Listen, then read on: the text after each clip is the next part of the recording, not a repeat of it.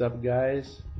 This is Frosty, and I was just wanting to start a video about tunnels, whips, and circle moves and other moves based off circles. A lot of my friends and I have been going over it in our crew and just trying to figure out how to do it and different ways to do it. I know some tutorials out there, they didn't help us, so we just kind of figured it out on our own. So this is kind of like the basic things you need to kind of know before you do them is basic finger waves and finger rolls. You want to be able to do it underside and on top, and then want to know how to do overhand too, because overhand is pretty important. And that's pretty much it. So it's kind of advanced, be able to close them all the way, which is very important. And then I'll start teaching you whips. There's a lot of debate about names for whips, tunnels, and all that shit. The guy getting the light show doesn't give a damn what a move is called. He's gonna like the move no matter what. So for the purpose of this video, I'm gonna call this a whip. So I'm going to do it slow motion because it's a webcam, so if I move fast it makes a blurry effect. So this is what a whip is, or what I consider a whip, or everyone here does. So you have, and you can also go whips in different directions. So stuff like that. The main idea behind it is you start off with an L-shaped sort of tut, right? And then you point down, facing your opponent. I don't say opponent. Fuck. I play too many video games, so used to calling them that. People you're giving a live show to, whatever you want to call them, the victim.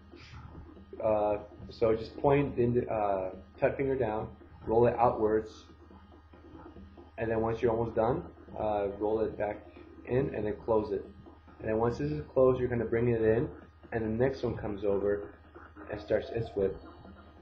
And this is done, and now this one starts.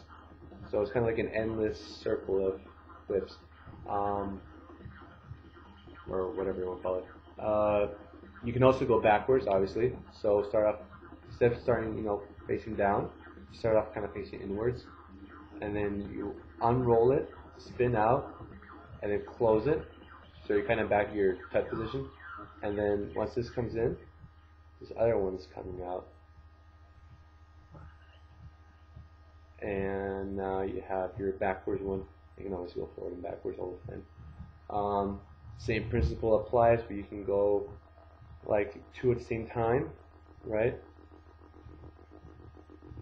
Or kind of, just it's the same idea, but you can mess around with it. Or you can even do one whip, and like one whip is continuous, so like it's hard to do it smoothly and quickly enough, but the same idea applies. Once you finish your whip, you close it, and then you tuck the light away, and then you have to rotate it, and then you do the whole whip again. So it's the same thing. The main idea you want to keep in mind to make your whips better, I guess, or different ways to tweak them, is the main way is kind of the same thing you do with king tuts. With king tuts, you want to bend your wrist as far back as possible, so you make the 90-degree angle. It's usually better for the illusions. Sadly, or I don't even know, ironically, the same thing applies to whips. So instead of whipping like this, right? You want to whip like this. So I'm going to do like wimpy whips, or shitty whips, or whatever you want to call them. These lame ones. So these are like half-assed ones. So this is what it'll look like, kind of a half-assed one. So people can do that. I mean, it still is a whip. A whip is a whip. But now I'm going to show what's like when I bend wrist back. Bam. See, now you can see how much bigger the circles are, just because I bend my wrist back. Even when you bend your wrist back and you have your hands closed with the bear claw whips, it still look a lot tighter and cleaner than halfway bending it, and it was kind of weird and sloppy. Another thing is that when you turn your wrists, your arm, you can only turn it like a certain amount. So check it out. So if I'm turning just my arm, This is how far I can turn it on my own, just my arm. And if I turn my whole shoulder into it, I can get a lot more distance. So check it out. If I have this, arm, shoulder, arm, shoulder, like I can get more out of it. So what that does doesn't make your circles bigger, it just makes them more trails. So since it's going a further distance, the trails have more distance to cover. So it doesn't necessarily add like a super much amount to your like shows, but if you like getting into it and you can put your whole body into it, you can make longer trails, and it's usually a nice thing. It can only improve your light shows, it won't take away from it. So when you have, I call tunnels pretty much two-handed whips. So instead of going, obviously one at a time, you have two. So top one is pinky out, bottom one is index out, and then you finger roll out, and then top one is index first, rolls in, right? And then bottom one is the pinky rolls in first. So that, and then you rotate, and you start all over again. That makes sense? I'm going to slow one more time. And then you can do the same thing back again. And you can go different transitions from that rolling position.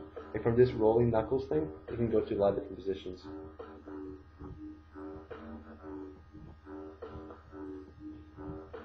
So you can do, that's the nice thing about this one. You tie the lights, you can roll your knuckles a lot and go into different things.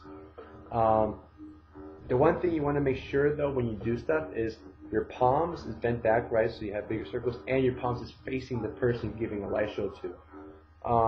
It's really easy to, when you're doing like, especially these ones, to have the palms facing outwards. Like for example this way, like if you want to be more flexible, because if you're kind of lazy about it, then your hand will be like this, right? My palm is facing this random dude off to the side. He's not getting a light show. This person in front of me is getting a light show. So if I'm able to, I would try to make the palm face them and make more full circles for him, because it's more, I'm giving him a light show and it will look cooler for his point of view. So that's one thing you can do. Also, overhand finger waves. So instead, some people go like this, right? Right, you can do that same thing but overhand. So instead of leading with the hand is going out, you cross over and use the other hand. So this is pinky first, and once this is kind of done, right, this index finger of my I guess behind hand picks up where that left off, and that kind of goes now. See, that's how it goes. You can kind of understand it. That's really good because it makes like, you want to be able to go the other way around too. So like that. That's good because it allows you transitions between moves. It's a lot easier to do. Opens up new possibilities. So if you have this, now you've got like, it's just the fact that it can help you transition between moves. Opens up new possibilities, new transitions. Kind of gets you more dexterous as well. And in case you can't tell, that kind of leads you into the ever famous circle move, which I feel like some tutorials made it more confusing than it should be. Because if you kind of understand these things, circle move is a lot easier. I'll have to sit back and talk louder so you can see it, like more of the move, and I have mic trouble because this camera sucks. So this is pretty much what you do. So I'm going to go from my left hand over my right shoulder. So from my point of view, I would be going clockwise. From the guy getting a light show, it will be counterclockwise. I don't think like that when I give a light show, but if you think like that and it makes more sense to you, go with it. If it doesn't, then just ignore everything I just said. So once it's going over your shoulder, kind of when it gets like 3 o'clock, like around your shoulder area, I guess, you want to close that, finger roll that thing closed. And then once this thing's closing, your other hand, it's opening, right? So here comes a circle. And then when this thing is moving, this hand is free to do like a fancy whip or just like something, cool looking. And then once this one's kind of done, right, you can can't tell this one's finishing, and this one picks up where it left off as it rolls open.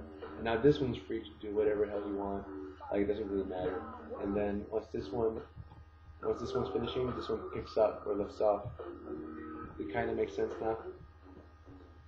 So it goes, one hand's free, trade. Now this hand's free to do whatever. And then this picks up, and now this one hand's free to do whatever. And you can go backwards again. So I want to be sure you can go both ways. And this is closing. Now this picks up, free hand, and then this one is taken over. Then you can always do that. The nice thing is that even you don't even have to do something fancy with it. You can even just tuck your hand in and hide the light and just has one continuous thing. That's kind of like the main idea behind the circle move. You obviously can do it either way. You can have both hands out at the same time. You don't even have to tuck it in. It's different circle illusions, but the same principle. Like, honestly, it's the same principle. You can work around it any way you want. And you can transition from that to any of the other moves, or into liquid, or into just like other finger wave moves. It doesn't really matter. So hopefully that helps you guys out, and hopefully you guys can hear most of what I'm saying with this mic, because this is honestly the last time I'm going to film this. Otherwise, just blow up your speaker so you can hear me. I went slow enough, so hopefully that helps too. If you have any questions or comments, write down below, and I'll try posting more tutorials or something, or anything else you guys want. So keep practicing, and happy gloving, guys. See you later.